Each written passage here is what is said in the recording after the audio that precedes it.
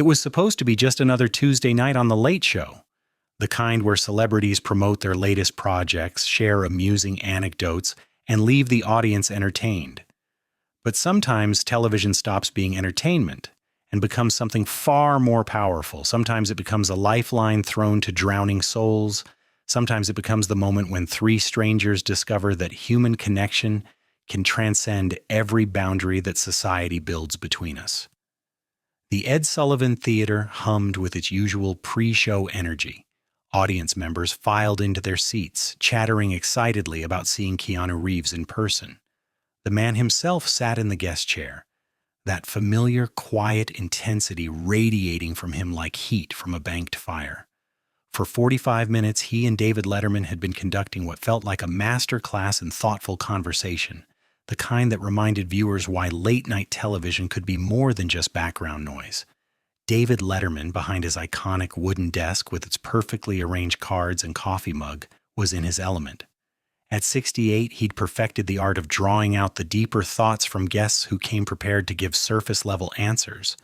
Tonight, he'd found a willing partner in Keanu, whose reputation for philosophical depth was more than just publicity packaging. "You know, Keanu," David said, leaning back in his leather chair and adjusting his tie, "you've always struck me as someone who thinks deeply about the nature of existence. In a business that's often about surfaces, what keeps you grounded? What keeps you real?" Keanu shifted slightly in the guest chair, his hands clasped loosely in his lap. He wore a perfectly tailored black suit, but somehow managed to make it look like comfortable clothing rather than a costume. His dark hair fell across his forehead as he considered the question, and when he spoke, his voice carried that distinctive blend of wisdom and humility that had endeared him to millions around the world.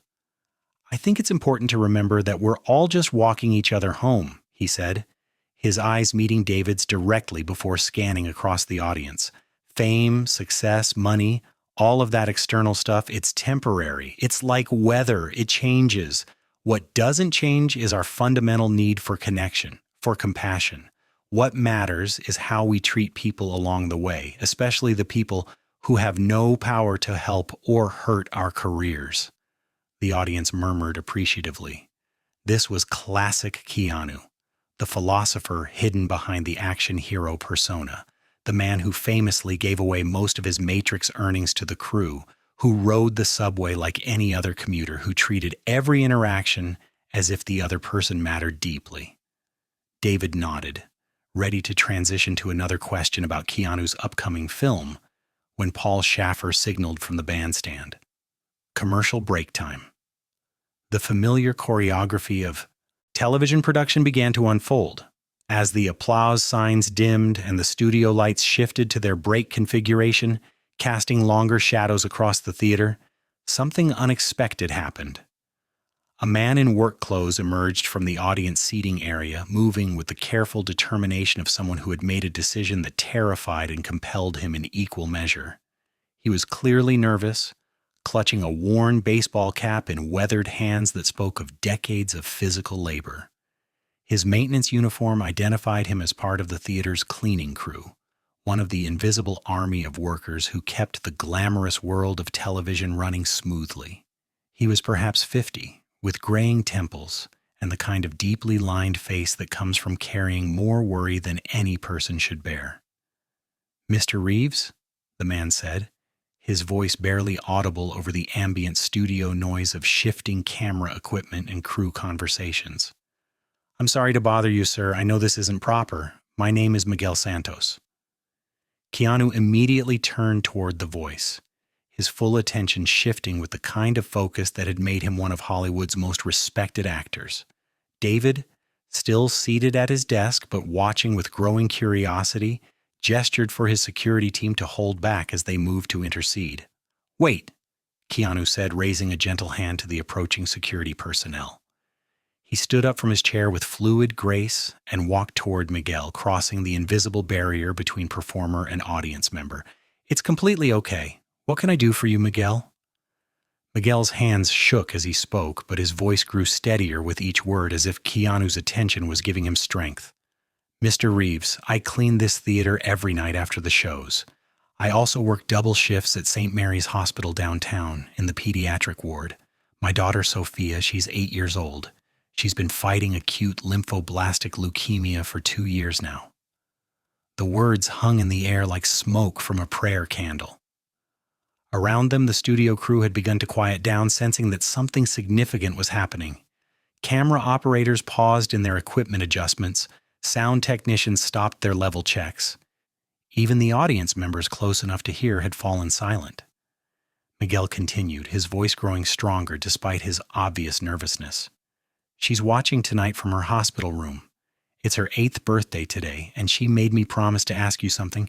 She's been in treatment for so long that most of her hair is gone, and she's lost a lot of weight, but her spirit, Mr. Reeves, her spirit is stronger than anyone I know." Keanu's expression shifted.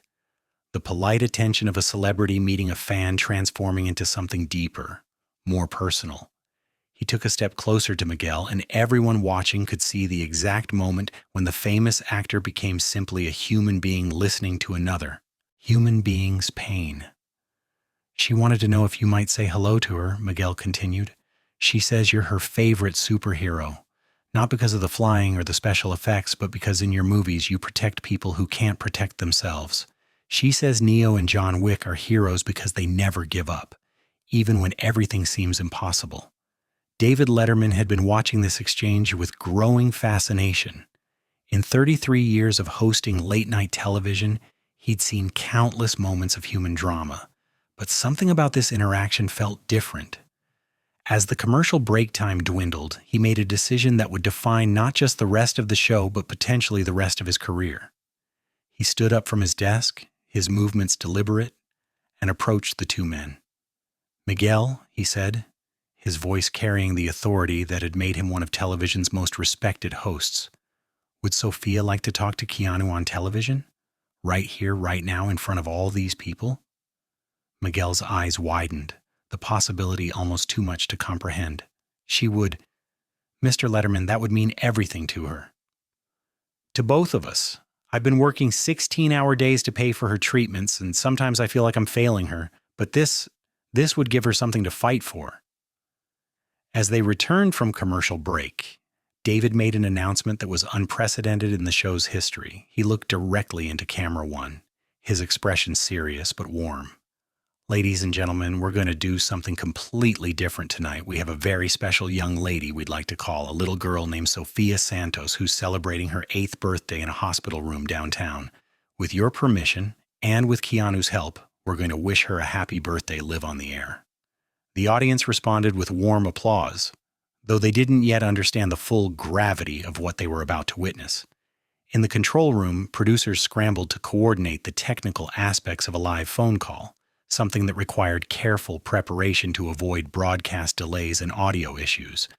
The call was placed to St. Mary's Hospital Pediatric Oncology Ward, Room 314. The production team worked with practiced efficiency to establish the connection, patching it through the studio's sophisticated sound system. Miguel provided the number with trembling fingers, his hope and terror visible to everyone watching.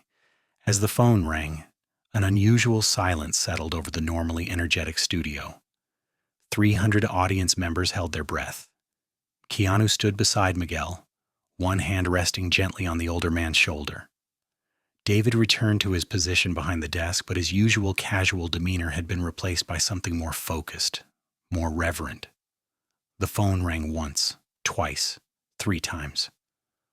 When the hospital finally answered, the news that came through the speakers changed.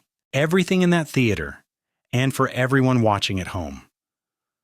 "I'm sorry," came the voice of a nurse, tired but kind, through the crystal-clear studio speakers. "This is Nurse Patricia on the pediatric floor. Sofia Santos was taken into emergency surgery about an hour ago. There were serious complications with her latest treatment. She's fighting for her life right now. The doctors are doing everything they can." The studio didn't just fall silent. It fell into a kind of suspended animation where even breathing seemed too loud. Miguel's knees buckled slightly, and Keanu's hand on his shoulder became the only thing holding him upright.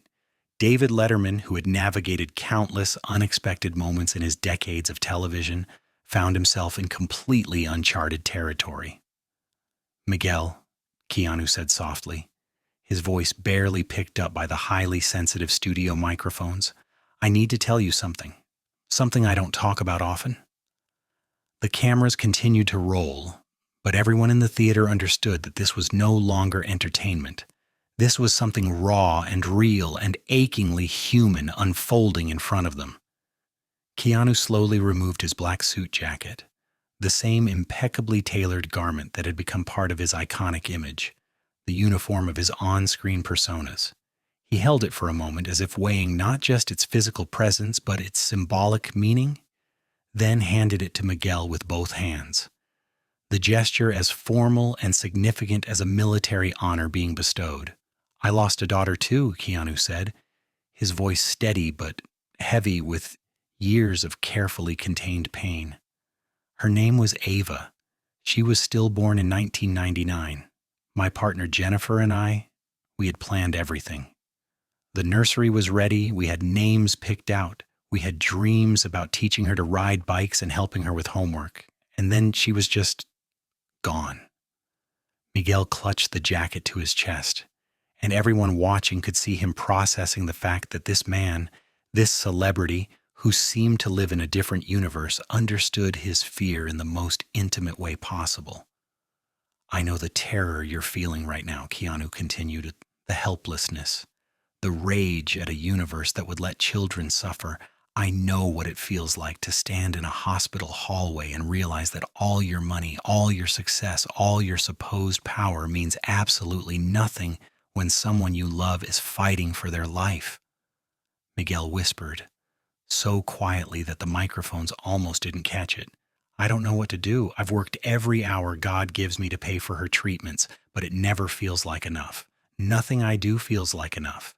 David Letterman had been hosting television for over 3 decades. He'd interviewed presidents and popes, rock stars and world leaders, comedians and criminals. But in that moment, he understood that the most important conversation happening in his studio wasn't between him and his famous guest. It was between 2 fathers who understood a pain that no parent should ever have to carry. Behind the scenes, something unprecedented was happening. In the control room, hardened television professionals found themselves wiping their eyes. Camera operators had to steady their equipment with shaking hands. Even the audience had begun to cry, not the polite tears of a moved television audience, but the deep, cathartic sobs of people witnessing something sacred. Miguel, Keanu said, his voice growing stronger, you take this jacket to Sofia when she wakes up, and she will wake up. Because 8-year-olds who fight leukemia are stronger than any character I've ever played on screen. You tell her it's from Neo, from John Wick, from all the characters she believes in, but mostly you tell her it's from someone who believes in her. David made another decision that broke every rule of television production. He looked directly into the camera and spoke to his audience with complete sincerity, abandoning the performance aspect of hosting entirely. Folks, we're going to do something tonight that we've never done before. We're going to help Sofia fight this fight. If you're watching at home and you want to help this little girl and her father, we're going to put information on your screen about Sofia's medical fund. As graphics appeared on screen with donation information, Keanu continued talking to Miguel, but his words were clearly meant for every parent watching. Miguel, the hardest part about loving someone deeply is accepting that you can't protect them from everything. Life is going to hurt them sometimes, and there's nothing you can do about it. But love itself is protection. Every moment you've spent with Sofia, every sacrifice you've made, every hour you've worked to pay for her care, that's love protecting her. That's what will carry her through this. Understanding passed between the 2 men that transcended their vastly different backgrounds, their different languages, their different worlds. In that moment, they were simply 2 fathers united by love and fear and desperate hope. Mr. Reeves, Miguel said, his voice breaking, would you come see her when she's better? She talks about you like your family. She says her favorite thing about your movies isn't the action, it's that you never abandon people who need help. I'll be there, Keanu replied without a moment's hesitation. Whether she's better tomorrow or it takes months or years, I'll be there. That's not a celebrity promise, Miguel. That's a promise from one father to another. David Letterman, standing beside them in his perfectly pressed suit and tie, felt something fundamental shift in his understanding of what television could be, what it should be.